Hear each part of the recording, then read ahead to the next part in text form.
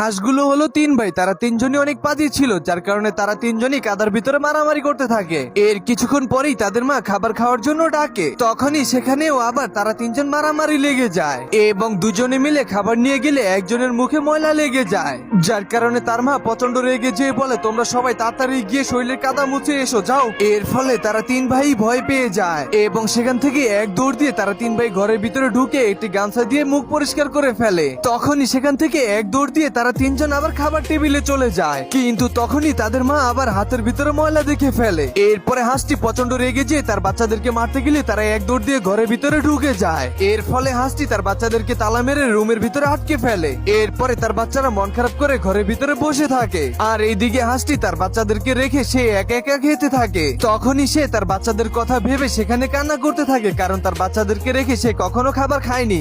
এরপরে সে তার বাচ্চাদেরকে ডাকার জন্য তাদের রুমের দিকে যেতে থাকে, কিন্তু সেখানে হাঁসটিকে আসতে দেখে তার বাচ্চারা লাইটটিকে অফ করে লুকিয়ে পড়ে এবং হাঁসটি তার বাচ্চাদেরকে ডাকার জন্য বিছনা চাদর ধরে টান দিলে তার হাতের ভিতরে ফাঁদ লেগে যায়।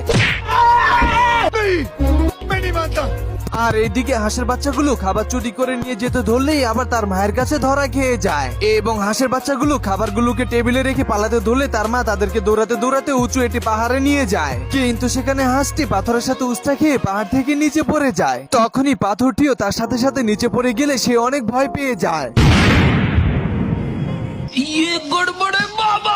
এইদিকে হাঁসটি তিনটি বাচ্চা প্ল্যান করে তাকে মেরে ফেলার জন্য, যার কারণে হাঁসটির পিছনে দুটি পাখা লাগিয়ে তার হাত পা বেঁধে ফেলে এবং সুতা দিয়ে টেনে তাকে আকাশে উড়িয়ে ছেড়ে দেয়। আর এই ফাঁকে তার বাচ্চাগুলো সেখান থেকে বাড়িতে চলে যায়। তখন হাঁসটি জীবন বাঁচানোর জন্য পাখা দিয়ে উড়াল দিতে গেলে সুতো ছিঁড়ে নিচে পড়ে যায়। সিস্টেম পার দেंगे। আর এদিকে হাঁসের বাচ্চাগুলো খাবার খেয়ে টেবিলের উপরে বসে থাকে।